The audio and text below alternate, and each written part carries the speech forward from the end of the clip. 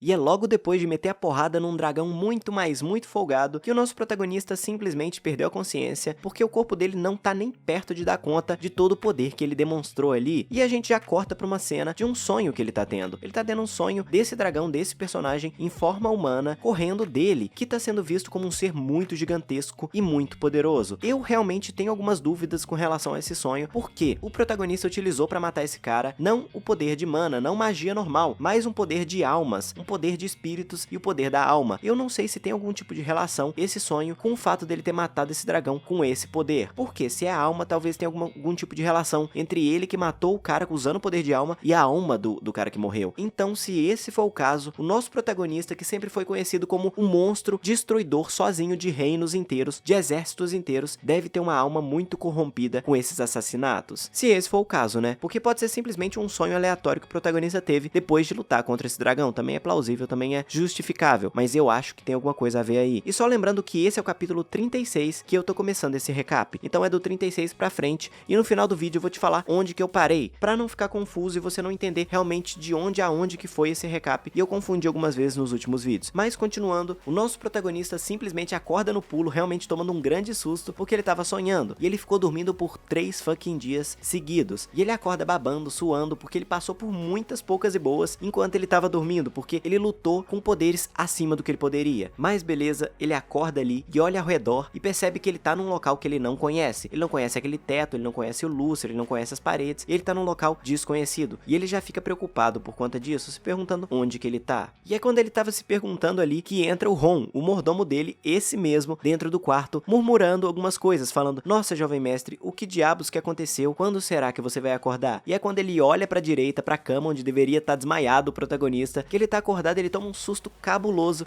e já chega falando: "Jovem mestre, você tá bem? Tipo, quantos dedos tem aqui? Você me conhece?" Umas bobagens de quem tá realmente muito preocupado. O protagonista, que não perde tempo, já chega falando: "Ron, depois a gente fala sobre isso, fala pra mim o que aconteceu." Mas antes disso, o protagonista se apressa mais ainda pra falar onde que está a garota que tava comigo e a boneca que também tava comigo. E o Ron, como um bom mordomo, já responde de imediato. Quanto à garota, ela tomou banho, recebeu roupas novas e tá descansando no quarto ao lado. Beleza, tranquilo, favorável. Agora, quanto à boneca, a boneca tá ali sentada ali no sofá, já faz 3 dias parada. Tipo, que porra é essa, o Jack, o protagonista? E o protagonista já olha pra mestra dele e fala: "Bom dia, mestra." Dá um sorrisinho e dá uma piscadinha, ela com uma cara de cu absurda, tipo, bem nervosa mesmo. E ela responde: "Já é de tarde." E o Ron já se pergunta ali por que a boneca acabou de falar, tá ligado? É uma boneca que tá falando. E é justificável, porque, vamos concordar, é uma boneca que tá falando, tá ligado? E o protagonista já fala com ela assim: "Você não tá com raiva de mim, né?" E a mestra dele responde: "Por que eu estaria, tá ligado? Você pode fazer o que você quiser com o seu próprio corpo." Isso mostra que ela é um pouco tsundere e tá um pouco preocupada sim com o nosso protagonista. E o Ron, que não é bobo nem nada, já pergunta: "Mestre, por que tem uma boneca falando?" E o protagonista responde: "Cara, depois eu te explico, mas você precisa jurar uma coisa pra mim. De forma alguma você vai fazer descortesia com ela, porque ela é minha mestra." E o Ron, que, tipo, é realmente um mordomo que tá jurado de proteger a vida do nosso protagonista a qualquer custo, simplesmente fala: "Tudo bem, eu juro que eu não vou fazer nada sem educação com ela, mas depois você me explica o que aconteceu e quem que é ela." E logo depois dessa conversa bem descontraída, que foi mais pra mostrar onde que estavam, qual a situação desses personagens que são bem importantes, tipo a garota, que é a nova companheira, a mestra dele e tals, o protagonista simplesmente pergunta pro Ron o mais importante: o que foi que aconteceu? E o mordomo dele começa a explicar. O que aconteceu é uma história bem simples e bem resumida mesmo. Aqueles figurantes que tentaram matar o protagonista alguns capítulos anteriores simplesmente foram encontrados, os corpos deles. E o Marquês, obviamente, ficou sabendo, o Marquês, o pai do protagonista, ficou sabendo e quis investigar a situação, e acabou mandando um cavaleiro de grande confiança do Marquês pra investigar. Esse cavaleiro encontrou algumas pessoas no meio do caminho que encontraram o protagonista, e ele julgou que o nosso prota teria alguma coisa a dizer, algumas pistas do que aconteceu. E ele foi seguindo uma pessoa que viu o prota, outra pessoa que viu o prota, e acabou chegando na cidade onde ele estava fazendo o quê? Brigando com um fucking dragão. Mas esse cavaleiro não viu o protagonista lutando contra o dragão. Ele só viu o dragão ali voando, fugindo de uma magia absurda que estava sendo lançada contra ele. E logo depois ele seguiu o que estava acontecendo e encontrou o protagonista todo esfarrapado, destruído no chão, todo regaçado mesmo. Ele pegou o protagonista, que ele precisa interrogar, e levou pro médico pra tratar ele. Ele tomou várias poções de alto nível que são muito caras, e levou o prota também e as pessoas que estavam junto com ele pra uma hospedaria, pra um local bem chique mesmo, pra eles ficarem e se recuperarem. E é ali que o protagonista ficou por 3 dias seguidos, e a mestra dele ficou lá no quarto sentada no sofá 3 dias esperando e muito preocupada com a saúde dele. E é aí que a gente chega no momento momento onde a gente está que o protagonista acordou e não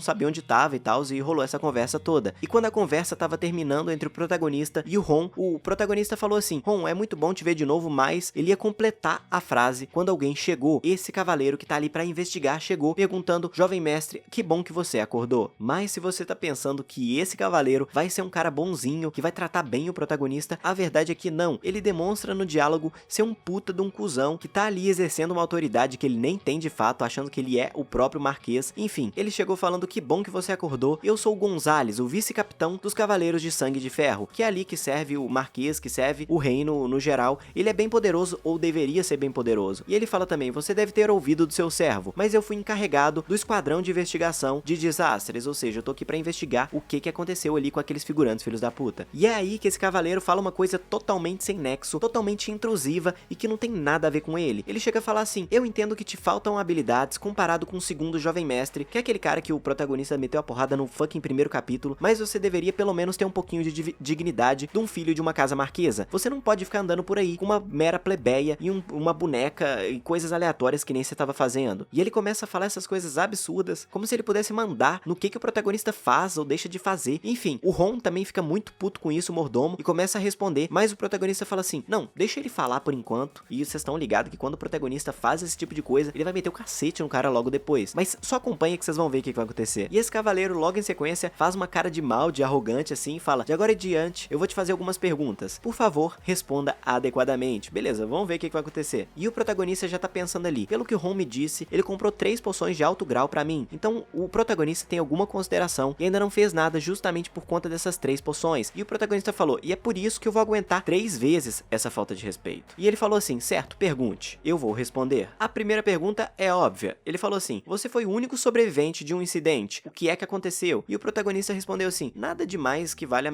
mencionar. Parece que as minhas escoltas receberam algumas ordens estranhas e queriam quebrar meus membros, destruir a minha magia e coisas desse tipo. E ele respondeu a verdade pro cavaleiro. E o cavaleiro ficou meio de cara e falou perdão. E o protagonista falou assim: pela sua cara, é a primeira vez que você tá ouvindo falar disso. Ou seja, ele não sabia do que tinha acontecido. Mas beleza, esse cavaleiro simplesmente corta o protagonista e fala assim: por favor, não mude de assunto, só responda as minhas perguntas. E o protagonista contou isso como a segunda vez, a segunda falta de respeito. E ele fala: beleza, a segunda vez, eu só vou aguentar isso mais uma vez, eu vou continuar a explicação. E o protagonista continuou a explicação, foi contando o que esses figurantes disseram que eles fariam com o protagonista. E contou uma coisa, contou outra coisa, e todo mundo ficou de cara, inclusive o Ron. E o protagonista no final falou: e no final das contas eu simplesmente matei todos eles. E o cavaleiro já chegou falando: como é? Tipo, ele não acreditou real que isso tinha acontecido. E o protagonista já levantou e falando: você é surdo? Eu simplesmente matei todos eles. E o prota fez uma cara de insano, de cabuloso pra caralho, que inclusive eu vou botar na thumb essa imagem, tá ligado? Que vocês precisam ver ela. E o cavaleiro tá ali sem entender porra nenhuma, ele tipo realmente tá raciocinando ali, mas ele, como assim o terceiro jovem mestre idiota conseguiu resolver o problema? Ele que matou todo mundo, ele que é a causa de tudo? Mas enfim, ele ficou muito confuso e o protagonista já respondeu: eu não sei de mais nada, mas eu nunca deixei ninguém que tentou fazer merda comigo sair vivo. Então o protagonista tá realmente mostrando quem que ele é pra esse cavaleiro. E a conversa entre os dois continua, só que acaba que esse cavaleiro acaba sendo meio topetudo com o protagonista. O Ron tenta intervir, só que esse cavaleiro vai lá e dá um tapa no Ron. E é aí que o protagonista simplesmente não vai aceitar mais e meter um socão na cara desse cavaleiro, tipo, foda-se. E o que vai acontecer daí em diante? É muito simples, o protagonista tem os seguintes planos. Primeiro, ele vai humilhar esse cara até não dar mais. Segundo, ele vai tentar recrutar ele pra ser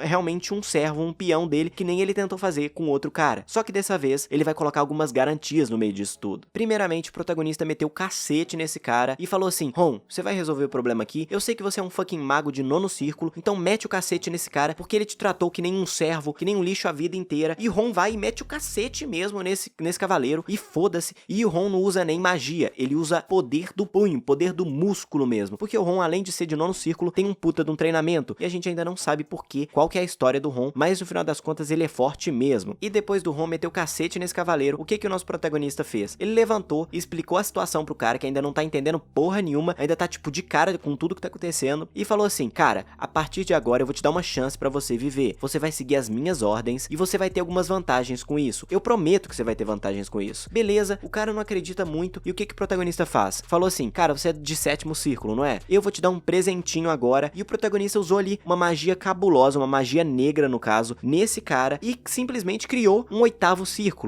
círculo feito de magia negra que esse cavaleiro consegue utilizar. Ou seja, ele ficou mais poderoso poderoso a troco ali de magia negra, só que no final das contas, vamos concordar ali que o protagonista não faria isso simplesmente à toa. Essa magia tem algumas condições. Se o cara simplesmente desobedecer o nosso protagonista, ele vai morrer, vai simplesmente perder todos os círculos de magia e vai morrer por conta dessa magia que tá ali sendo o 8º círculo dele. Mas esse cavaleiro não sabe dessa informação, não sabe que ele vai simplesmente explodir se ele trair o protagonista, ele só sabe que ele ganhou um círculo a mais e ficou mais poderoso. Então o protagonista simplesmente ganhou esse peão porque ele deu vantagens pra ele, e ele é de fato um cara bem ambicioso, é um cara que quer poder, quer crescer na escala e na hierarquia. Então ele conseguiu esse peão pelo menos por hora tá controlado. E deixando essa situação desse cavaleiro de lado e falando sobre outras questões, a mestra do protagonista chegou perto do Ron e falou: "Ei, você, eu quero falar com você um minutinho", e falou assim: "Ron, você herdou a energia da família da espada". É uma informação nova que chega pra gente, mais sobre o passado e sobre a história realmente do Ron e sobre os poderes dele. Então isso aí vai ser destrinchado provavelmente no futuro dessa obra. E como que ficou essa situação no final das contas? O protagonista mandou o Ron e esse cavaleiro de volta pra casa, falou pra esse cavaleiro o que ele ia relatar pro Marquês e falou assim: "A partir de agora é o Ron que manda em você. Se você desobedecer ele, você vai estar me desobedecendo e coisas ruins vão acontecer se você fizer isso. Agora, se você me obedecer, você vai ganhar novos benefícios, tá? Talvez, inclusive, você ganhe mais um círculo de magia, que, diga-se de passagem, é algo impossível. Ele colocou um círculo ali que é uma magia especial, mas não tem como você dar 2 círculos. Mas ele mentiu ali só pra ganhar mais a confiança desse cara, desse peão. E é logo nesse momento que o protagonista tá passando as instruções pra ele, que ele fala assim: "Cara, se você me desobedecer, só deixando claro aí pra você, essa magia que eu coloquei dentro de você vai explodir, você vai morrer do pior jeito possível". E é aí que ele fica sabendo, ele fica desesperado. Então o protagonista conseguiu aí simplesmente um peão totalmente leal, que vai seguir ele o resto da vida, porque senão ele vai simplesmente morrer. E esse recap foi até o capítulo 39, até o comecinho do 40 também, e ele foi bem curtinho, bem resumidão,